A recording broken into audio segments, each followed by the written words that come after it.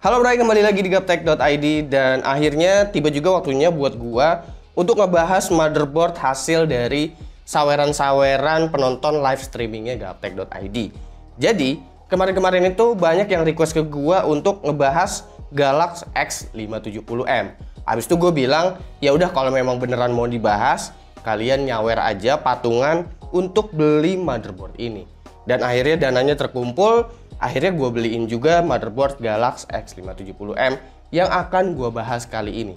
Kira-kira motherboard ini oke nggak sih? Karena motherboard ini punya harga yang cukup menarik untuk kelas chipset X570 di platform AMD. Nah, sebelum gue bahas lebih lanjut soal Galaxy X570M, kita kilas balik dulu, kita kenalan lagi soal chipset X570 itu seperti apa. Jadi, chipset X570 sendiri adalah chipset paling tinggi untuk platform AMD, tepatnya untuk soket AM4. Jadi target marketnya juga biasanya untuk pengguna-pengguna yang biasanya akan mengincar CPU high-end seperti Ryzen 7 atau Ryzen 9. Lalu X570 sendiri sebenarnya udah mendukung yang namanya dual graphic, habis itu udah mendukung PCI Express generasi keempat. Lalu untuk I/O-nya sendiri, untuk USB itu udah mendukung yang namanya USB 3.2 Gen 2. Untuk PCI Express generasi keempatnya sendiri, dia berbeda dengan B550 ya. Karena X570 itu udah full menggunakan PCI Express generasi keempat. Baik itu dari PCIe Line CPU, ataupun uplink dari chipset atau PCH-nya. Jadi ekspektasinya apabila kita membeli sebuah motherboard dengan chipset X570, harapannya kita bisa menggunakan CPU flagshipnya AMD lah, seperti Ryzen 7 atau Ryzen 9. Atau paling enggak kita mendapatkan I/O yang memang sangat-sangat lengkap. Nah, Galaxy X570M sendiri ini punya harga yang sangat-sangat menarik menurut gua. Karena X570M dari Galaxy ini punya harga di 1,95 juta rupiah aja untuk kelas X570. Yang dimana biasanya harga-harga segini tuh kita cuma bisa ngedapetin ya paling enggak di B450 kelas menengah atau di entry levelnya B550. Tentu ini sangat menggiurkan ya, karena biasanya harga motherboard X570 itu rata-rata dijual dengan harga 3 jutaan, bahkan ada yang belasan juta. Jadi jelas dengan harga segini, pastinya kita harus merendahkan ekspektasi kita, jadi jangan terlalu berharap bahwa motherboard ini sangat spesial seperti X570, X570 yang lainnya. Oke, untuk desain dari Galaxy X570M sendiri, ini desain layout motherboardnya sangat standar ya. PCB yang digunakan juga belum menggunakan 2 kali copper seperti mobo-mobo kekinian. Terdapat 4 DIMM DDR4 dengan konfigurasi dual channel, namun belum mendukung double capacity memory. Jadi maksimum kapasitasnya masih di 64 GB aja. Di sini hanya tersedia satu slot PCI Express x16 yang berarti multi GPU dipangkas di sini. Tapi ya udahlah, multi GPU pun jarang digunakan oleh pengguna mainstream. Cuma agak disayangkan lagi mengingat slot M.2 NVMe di sini juga cuma tersedia satu aja. Dimana untuk B450 seperti B450M Steel Legend aja itu punya 2 slot M.2 dan rata-rata B550 juga punya 2 slot M.2. Lagi dan lagi untuk urusan storage NVMe di sini juga terpangkas. Gak ada RGB header, slot fan juga cuma tersedia 2 aja. Satu untuk CPU dan satu untuk sistem. Gak ada header khusus seperti water pump. Slot SATA yang tersedia ada 4, posisinya agak sedikit berbeda karena ada di bawah semua. Gak tersedia slot internal USB 3.2 atau USB Type-C untuk front panel casing. Selanjutnya, gue akan bahas soal VRM desainnya. VRM yang digunakan adalah 7 phase dengan konfigurasi 4+3. 4 phase untuk V-Core dan 3 phase untuk SoC. Agak unik mengingat umumnya rata-rata X570 punya 2 phase aja untuk SoC-nya. Dan termasuk sangat kecil untuk V-Core mengingat ini kelas X570. MOSFET yang digunakan adalah Sinopower SM4377/SM4364A. MOSFET ini juga digunakan oleh motherboard ASRock B450M Steel Legend. Perbedaannya ada di PWM controllernya. Untuk Galaxy menggunakan Intersil ISL95712. Controller ini tanpa doubler persis seperti controller pada Biostar X570M GT.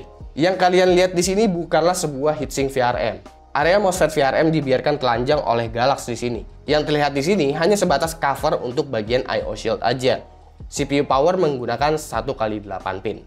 Untuk I/O, di sini terdapat 4 kali USB 3.1 Gen 1. Meski jumlahnya ada 4, seharusnya X570 memiliki USB 3.2 Gen 2. Anehnya, di sini masih ada port D-Sub. cukup lawas untuk motherboard kekinian seperti X570. Total I/O di belakang ini bisa dibilang sekelas motherboard B450 lah. Bahkan di kelas B450 sendiri itu biasanya udah ada yang diberikan USB Type-C dan juga USB 3.1 Gen 2 paling enggak. Dan bahkan beberapa udah diberikan DisplayPort, nggak cuma HDMI aja, apalagi port di-sub yang udah jadul seperti ini. Lalu untuk BIOS-nya, tampilan BIOS terlihat cukup klasik.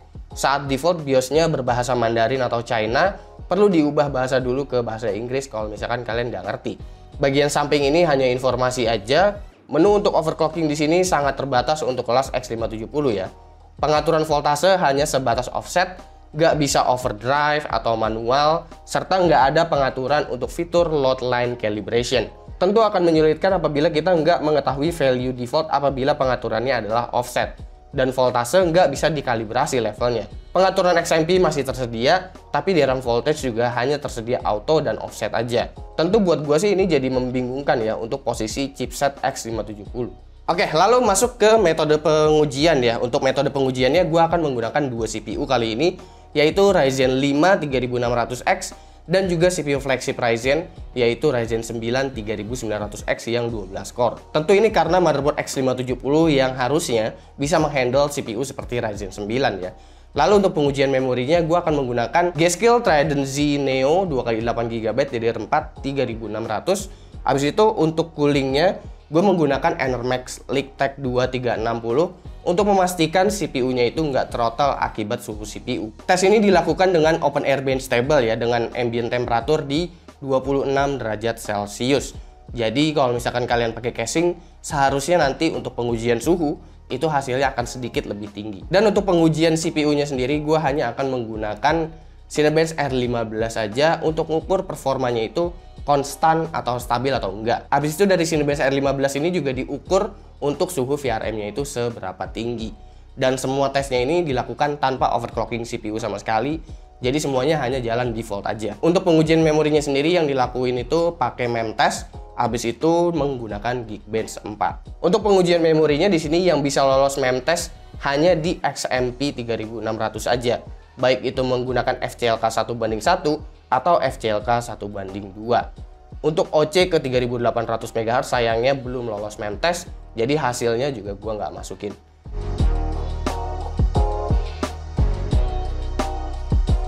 Untuk tes CPU-nya pertama menggunakan Ryzen 5 3600X. Setelah menjalankan loop 10 kali di Cinebench R15, hasil skor terlihat masih stabil untuk Ryzen 5 3600X. Nggak ada peningkatan atau penurunan skor yang signifikan. Ryzen 5 3600X saat default memiliki power draw sekitar 93 sampai dengan 95 watt saat load Cinebench R15. Gue berasumsi suhu VRM dideteksi oleh sensor bernama temperatur 1 di motherboard ini. Dan di sini menunjukkan suhu maksimal ada di angka 86 setelah running ke 10. Gue juga akan menjelaskan nanti kenapa gue bisa sebut temperatur 1 ini adalah sensor suhu dari VRM-nya nanti. Tapi yang pasti untuk CPU Ryzen ber-TDP 95 watt ini masih bisa survive. Meskipun kalau masuk ke dalam casing, gue yakin suhu VRM-nya akan lebih panas dari ini sih. Lalu untuk Ryzen 9 3900X, tes dengan CPU ini mengalami penurunan performa setelah running ketiga bahkan. Setelah itu hasil skor semua nunjukin penurunan drastis, bahkan bisa turun 50%. Yang dimana seharusnya Ryzen 9 3900X punya skor 3000-an di Cinebench R15. Load Ryzen 9 3900X saat menjalankan Cinebench R15 ada di angka 145 watt. Gua pun coba menelaah lebih jauh dan menemukan suatu trigger yang terjadi di sini. Dalam beberapa momen, CPU ini secara tiba-tiba diturunkan TDP-nya ke 35 watt. Jadi yang asalnya punya power draw 145 watt, tiba-tiba turun ke 35 watt dalam beberapa detik. Setelah itu baru lanjut lagi. Pengecekan suhu VRM dilakukan dengan thermal gun dan HW Info. Di sini gue udah bisa pastikan bahwa sensor temperatur 1 yang ada di HW Info itu adalah sensor VRM. Dan MOSFET VRM ini seperti memiliki trigger protection ketika suhu VRM akan mencapai 100 derajat. Itu sebabnya suhu tertinggi yang terbaca HW Info di sini untuk suhu VRM-nya adalah 89. Gue berasumsi protection ini adalah PWM controller dari VRM-nya untuk meminimalisir kerusakan motherboard, akan tetapi mendapatkan performance penalti yang besar. Jadi, gue merasa meskipun harga motherboard ini termasuk murah, gue ngerasa motherboard ini kurang pantas disebut sebagai X570. Dari semua fitur yang dimiliki, bahkan kemampuan menghandle CPU high-end, seperti Ryzen 9 3900X pun terasa sangat sulit. Motherboard ini bisa banget digunakan apabila kalian menggunakan CPU kelas seperti Ryzen 3 atau Ryzen 5 lah maksimal. Akan tetapi dengan budget 1,9 jutaan, tentu kalian masih bisa dapetin motherboard dengan chipset B450 atau B550 yang udah jelas lebih baik daripada X570, tapi hasilnya seperti ini. Oke, jadi gua rasa segitulah pembahasan gua soal Galaxy X570M. Makasih semua yang udah nyawer-nyawer di live streamingnya Gaptek untuk ngebahas motherboard ini. Terima kasih loh, karena kalian malah berlomba-lomba untuk membeli motherboard seperti ini untuk dibahas. Kira-kira menurut kalian gimana? Apakah kalian masih tetap tertarik dengan motherboard berchipset X570 yang harganya 1,9 juta? Gue pribadi sih sebaiknya gue akan pilih motherboard B550 ya. Dan gue udah siapin motherboard B550 dengan harga yang mirip seperti ini. Dan gue juga kayaknya akan bandingin nanti dengan motherboard B450M Steel Legend gue, karena gue udah punya motherboard B450, yaitu B450M Steel Legend. Kira-kira menurut kalian gimana? Apakah kita compare aja ketiganya sekaligus nanti? Kira-kira menurut kalian gimana? Coba komen di bawah dan kasih pendapat kalian masing-masing. Jangan lupa like, share, dan subscribe jika video ini menarik buat kalian. Follow sosial media gue kalau lu kepo sama apa yang ada di balik layar Gaptek. Gue Suki, dan seperti biasa sampai jumpa di lain kesempatan.